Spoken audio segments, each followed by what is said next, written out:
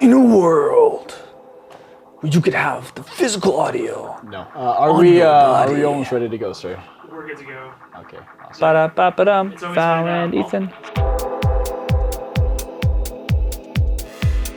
All right, almost Dr. Castro. Can you please explain the difference between tactile and haptic audio? Yeah, so there's a lot of misconception as to what haptic audio is. And even the last time when we talked about explaining the differences and the deficiencies of haptic audio in receiving a fullest expression of the signal, there's still a lot of misconception because there's a lot of things out there that advertise like, hey, this is a cool experience because you get to add haptics into audio. And it's like, cool, so that must be haptic audio. The way that we can easily delineate this is understanding what audio is, and then what haptics are, what tactile are, which is an extension of it, and then what we do, which is embodied audio. First of all, audio has, at least what we've become accustomed to, is that for every 1 unit of loudness increase, the speaker or whatever gets 1 unit of loudness increase. It's a 1-to-1 ratio. And then also it's a flat frequency response is what our standard is.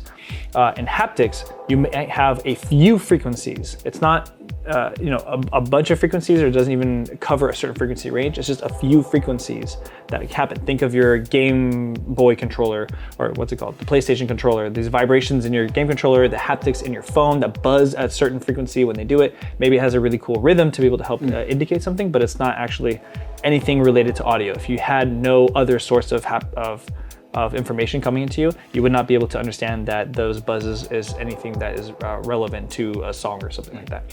And in that case, also you have a few different modes of it. You have soft, you have maybe medium, and loud. Sometimes you just have two. So you have soft and loud usually.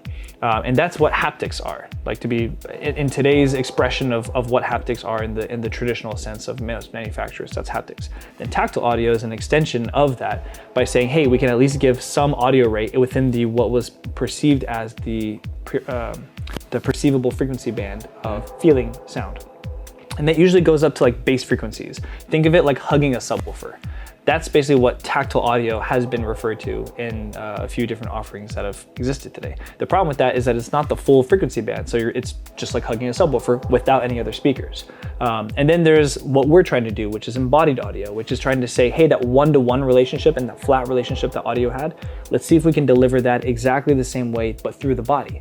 And by leveraging some parts of haptics, but leveraging other things to be able to amplify those higher frequencies that are harder to perceive through the body in order to make sure that that is perceivable as well. So by understanding the differences between those different categorizations, I think people will have a better idea of what haptics are. And if you hear what tactile is, that's what tactile is. And also what we're doing is embodied audio.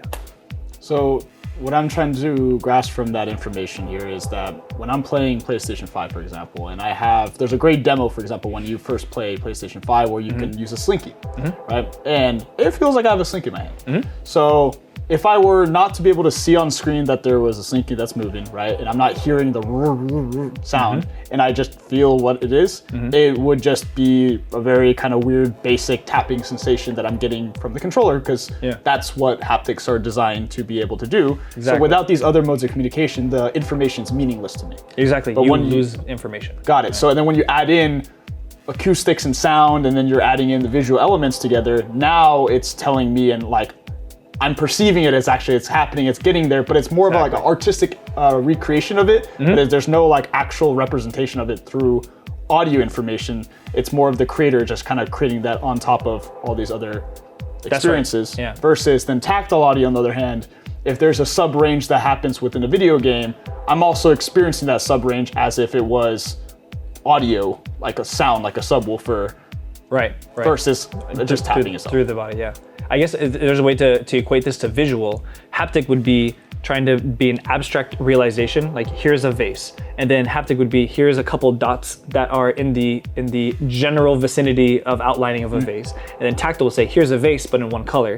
And then embodied audio would say, hey, here's the original picture of the vase, and we're basically recreating as close as possible to the original picture.